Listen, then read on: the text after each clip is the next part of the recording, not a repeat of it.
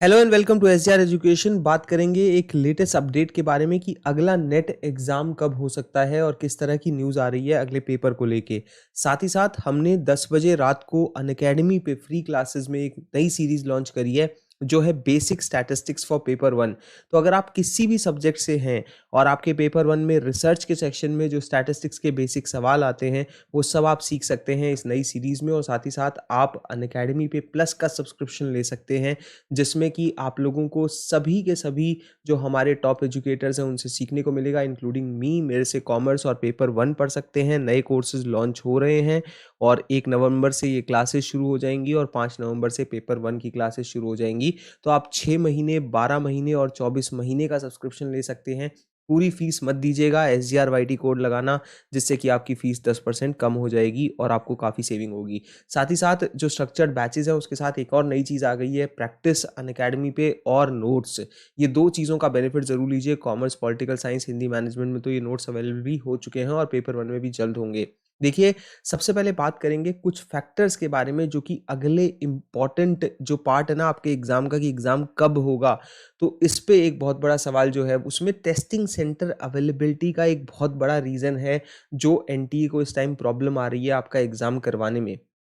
क्योंकि इस वाले एग्ज़ाम में भी हमने देखा कि उन्होंने पहले कहा कि हम जून में पेपर कराएँगे, उसके बाद उन्होंने जो है उसको जुलाई में शिफ्ट किया, जुलाई में फिर सेंटर्स नहीं मिले तो कुछ लोगों का पेपर हुआ, फिर अगस्त में शिफ्ट किया लेकिन उस दौरान पॉसिबिलिटी नहीं हुई, और फिर सितंबर, और फिर करते-करते वो चीज़ें अक्टूबर तक भी जो है वो हो गईं और लास्ट एग्ज़ाम 22 अक्टूबर हुआ। तो ये चीज़ ये दिखाती है कि ज़्यादा सेंटर्स अवेलेबल नहीं है।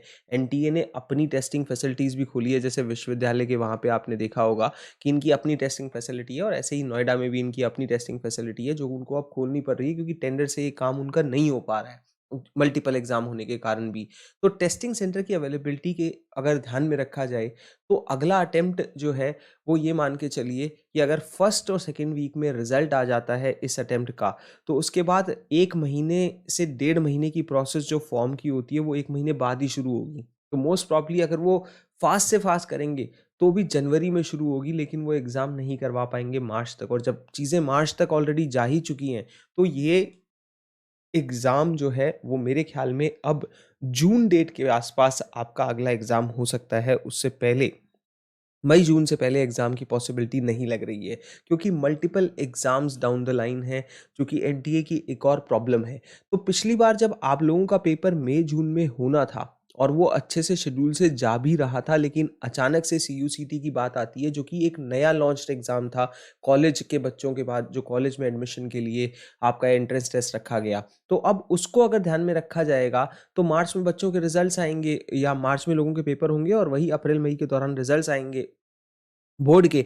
तो उनके लिए सीयूसीटी को अगर ये करवाएँगे, तो मेरे ख़्याल से ये एग्ज़ाम हमारा नेट का जो एग्ज़ाम है, वो इससे पहले पूरा हो जाएगा। तो मल्टीपल एग्ज़ाम्स तो हैं ही हैं, लेकिन सीएसआईआर वग़ैरह भी हैं और उसके अलावा जो एनटीए बाकी एग्ज़ाम्स कराता है। लेकिन यहाँ पे मेन जो हमारी स्टोरी अड़ रही थी, वो एंट्रेंस एग्ज़ाम से अड़ रही थी, जो कॉलेजेस के लिए जो है सीयूसीटी को करवाया गया था, और इसी वजह से उस एग्ज़ाम से पहले हमारा एग्ज़ाम अगर होगा, तो हम एक्सपेक्ट कर सकते हैं कि ये मई-जून के दौरान ही हमारा पेपर होगा, क्योंकि उसके बाद फिर ये सीयूसीटी में लग जाएँगे। साथ ही साथ हम लोग इस चीज़ पे काफ़ी डिटेल में बात कर चुके हैं कि आप किस तरीके से प्रिपेयर करें अपने एग्ज़ाम के लिए। देखिए, मेरा ये मानना है कि आप एक मिनिमम 6 मंथ का पीरियड लेके चल सकते हैं आज के समय में एग्ज़ाम के लिए। इससे ज़्यादा ही समय मिल जाता है, 8 से 10 महीने भी मिल जाते हैं। लेकिन ये वो मिनिमम टाइम है जो आपके पास ऑलरेडी है। और ये जब मैं कह रहा हूँ, तो मैं कह रहा हूँ कि आपके पास पूरा नवंबर है, दिसंबर है, आपके पास जनवरी है, फ़रवरी है और मार्च है और अप्रैल है। कहीं न कहीं इन 6 महीनों को लेके मैं कंप्लीटली श्योर हूँ, ये हर एस्पिरेंट के आसपास आपको जो है, हर एस्पिरेंट के पास आपको ये मिलेंगे। तो इन 6 महीनों का यूज़ करके आप बहुत अच्छे से प्रिपेयर कर सकते हैं। मेरा एक अनअकैडमी के यूजीसी नेट चैनल पे एक लेक्चर लिया हुआ है। आप मेरे चैनल की कम्युनिटी पोस्ट में देखोगे तो आपको मिल जाएगा कि हाउ वन शुड प्रिपेयर, क्या शेड्यूल होना चाहिए, कौन से टॉपिक्स पढ़ने हैं, पेपर 1 में कैसे करना है कवर, कॉमर्स में कैसे कवर करना है। पूरा एक 1 घंटे का डिटेल लेक्चर है। मैं स्ट्रैटेजी वगैरह के लेसन नहीं बनाता हूँ, तो मैं यूजुअली एक लेसन लेता हूँ हर साल, जो मेरे ख्याल में इंपॉर्टेंट है, जिसमें सारी चीज़ें जो है बात हो जाती है, और वो आप देख सकते हैं। मैं फिर भी शेयर कर दूँगा उसे कमेंट कमेंट में आप ज़रूर देखिएगा कि आप कैसे प्रिपेयर कर सकते हैं डिटेल में, किन टॉपिक्स को, कौन सी चीज़ों का ध्यान आपको रखना है, कौन से पेपर सॉल्व करने हैं, कैसे शेड्यूल बनाना है। लेकिन आपके पास ये मान के चलिए कि नवंबर, दिसंबर, जनवरी, फरवरी, मार्च, अप्रैल का समय है और उसके बाद ही अब ये पेपर हो पाएगा अगला, जो कि दिसंबर में होना था, लेकिन अब नहीं हो पाएगा। रिजल्ट मोस्ट प्रॉब्ली ये लोग 10 नवंबर से पहले-पहले आपको रिजल्ट दे देंगे, क्योंकि 22 को लास्ट एग्ज़ाम हुआ है, आंसर कीज़ लगभग सब आ गई हैं, चैलेंजेस सेटल हो गए हैं, तो ये मान के चलिए। अब मैं लास्ट में आपको बस जाते-जाते ये बात कह दूँ कि देखिए अगला एग्ज़ाम में हमें नवंबर, दिसंबर, जनवरी, फरवरी, मार्च, अप्रैल का समय मिलने वाला है कन्फर्म तौर पे, चाहे कोई भी ड्रामा इन बिटवीन या इधर-उधर होता है। तो इसी हिसाब से प्रिपेयर करिएगा और आई होप कि मैंने ये आंसर दे दिया कि अगला एग्ज़ाम जो है वो नेट का कब हो सकता है।